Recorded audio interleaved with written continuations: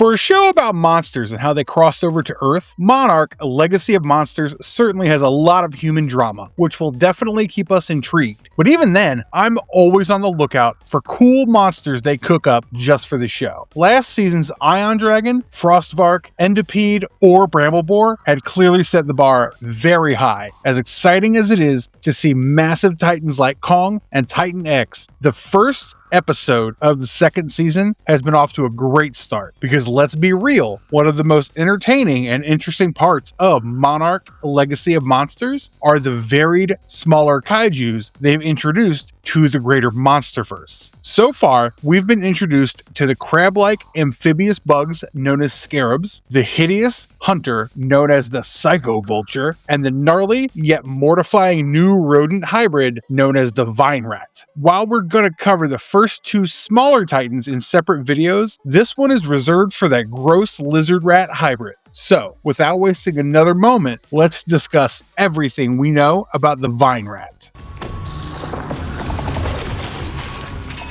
Now, if you've watched the first episode, you already know that it was really all about getting Lee Shaw out of Hollow Earth. Even if Natalia Verdugo did not want to risk it, Kate convinces her father, Hiroshi, her stepbrother Kentaro, and Mei to help her in rescuing Lee by opening up the rift to Axis Mundi again. Because, you would also do the same for either of them. Somehow, the rescue team managed to sneak out of the Monarch ship and took a speedboat to reach Skull Island. As they navigated through the dangerous jungle, we were met by the various flora and fauna of the place. For anyone well-versed in the history of the Monsterverse, they're very well aware about how unsurprising it is to see Skull Island surrounded by a wall of dense clouds as lightning fills the air. Now, initially, the crew meets a snoring Kong and quietly walks past him, which almost cost Kate her life as he turns his hand around. But, lucky for her, she landed right in the space between his massive fingers. As they continue through the jungle, the crew is again stopped by a pterosaur like Leafwing, which is pretty much a subspecies of Psychovulture.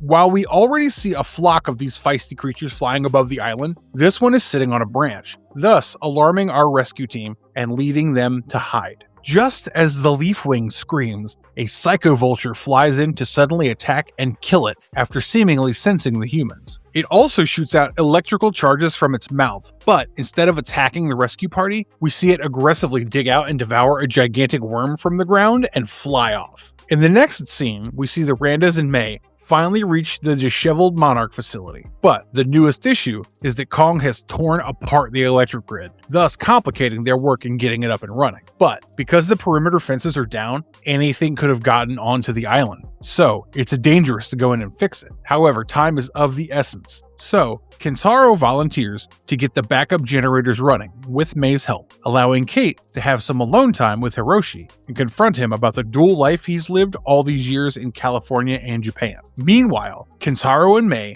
venture into the Monarch control room and successfully get the generators to start back up. Unfortunately, the sudden noises of the machinery catch the attention of a rather gnarly monster who probably slipped in through the cracks from the previous trip that Monarch and Apex took to Hollow Earth in order to rescue Keiko, Kate, Lee, and Mei. This creature, who basically looks like a deformed weasel, or maybe a hybrid of a lizard or a rat, frantically attacks Mei and Kentaro. For me, it was less of a magnanimous beast and more of a gross monster, as its face was literally molting, and it also had a huge rat-like tail. Luckily, just as this creature was about to get Mei by running towards her on all fours with full force, Kentaro managed to hop on a forklift and use it to pin the monster against the wall before driving a spear through it at full speed, thus killing it. Now, apparently, this kaiju is known as a Vinerat, and it's part of some sort of rodent superspecies. Like I said, it mostly looks like a rat, but it's the size of a tiger and has vine-like growths on its body, hence the glorious name. As we see, Vinerats produce feline-like roars, growls, snarls, hisses, and chuffs. As a predator who is native to Skull Island's underworld, the Vinerat is a low-slung, mole-like megafauna who's best adapted for life in perpetual darkness. Though they're most often found in subterranean tunnel networks, Vinerats occasionally surface into abandoned structures and caves after being drawn to vibration